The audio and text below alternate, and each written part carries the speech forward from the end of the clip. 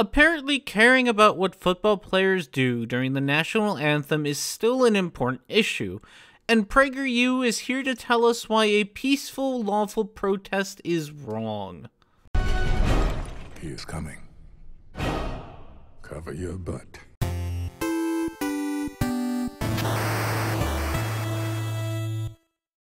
Help fight the Flat Earth bots by giving this video a thumbs up and subscribe for weekly content. The national anthem stands for freedom, even the freedom to do foolish things, like protesting the national anthem. Like selling your soul to Prager U for a quick buck? Okay, that was a little mean, but if you're gonna start by poisoning the well, then so am I. Now let's get this straight. NFL players who are refusing to stand up for the national anthem are not protesting the national anthem itself. They are protesting the oppression of minorities in the US. Regardless of whether you agree or not with the protest, that is what they are protesting. So if you are going to present a case against the protest, you should at the very least actually know what they are protesting. But like my mama always said, just because you are free to do the wrong thing, it doesn't mean you should.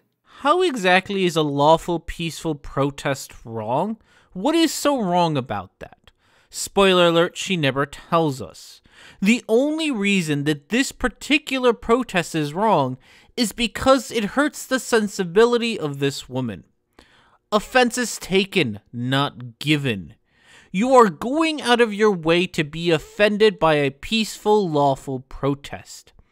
Even if you find this particular protest offensive, so what?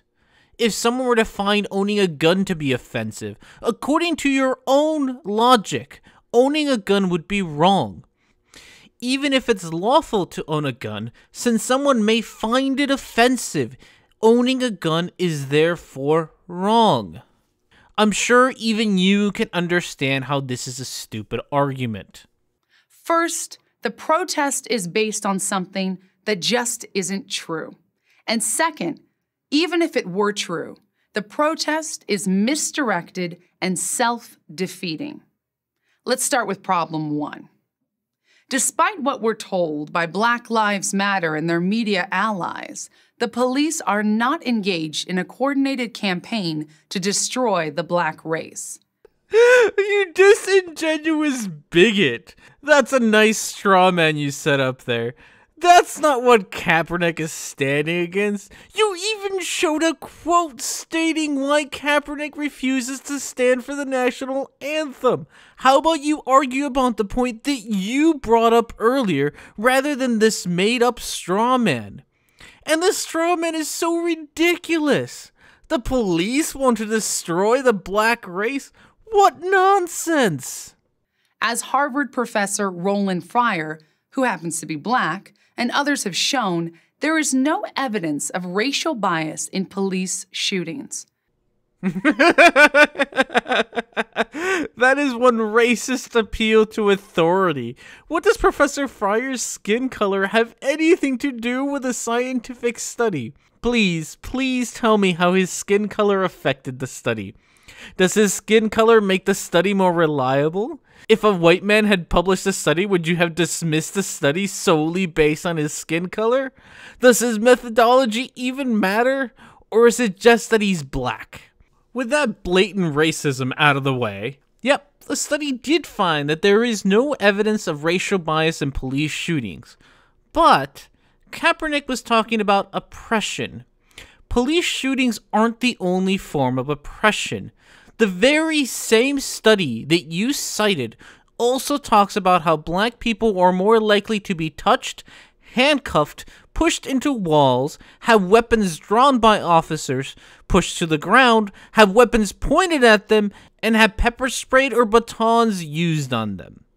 Convenient how you didn't mention that part. In any case, the thing that makes headlines, police shootings of unarmed black men, is very rare. How rare? Statistics show that an unarmed black man is more likely to be killed by lightning than a policeman. Once again, you are correct. So I guess, since being shot only affects a minority of people, then it's not important. Okay then. By your very own logic, terrorism isn't a problem that we need to worry about. Did you know that you're more likely to be killed by a police officer than you are to be killed by a foreign-born terrorist? I guess we should stop worrying about terrorism altogether. After all, it's rare that it will affect someone in the US. Even better, let's stop worrying about immigrants into the country. After all, you're more likely to be killed by an asteroid than you are to be killed by an illegal immigrant or refugee in a terrorist attack. So, you would never support a Muslim ban in order to protect the US from terrorist attacks. After all, it's a very rare event for an American to be killed by these people. And I would say the other issue Hollywood is outspoken about is the travel ban. Yeah. They say it's discriminatory Right. toward Muslims. Yeah. What's your position on that? I think whatever protects America is the best for America. You know, we love our neighbors, but we don't let them into our house with guns, knives, bullets to hurt us. That's what I thought. You don't care that it's a rare occurrence, so don't pretend as if that's your reason for opposing people taking a knee. Your feelings are hurt that people aren't doing the same thing that you are for 5 minutes. Your personal sensibilities are offended. You don't have a good reason to oppose this protest. You only have a personal reason. Some might even call you a special snowflake. The police keep us safe, and they risk their lives every day doing it. That sounds like it's a lot more deserving of a thank you than a screw you. And so we have reached what is at the heart of this whole issue. For you, criticism of police equals hate for police. You demonstrated this earlier when you incorrectly described the reason for the protest as police trying to eradicate blacks. And yes, I do know that there is a section of Black Lives Matter that chants kill the police.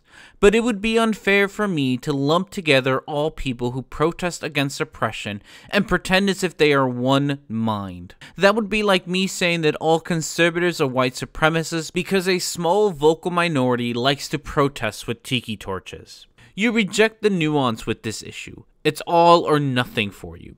This blatant refusal to look closely at the issue has blinded you to the underlying problem: lack of accountability. While the police do a lot of good things, they also do a lot of bad things.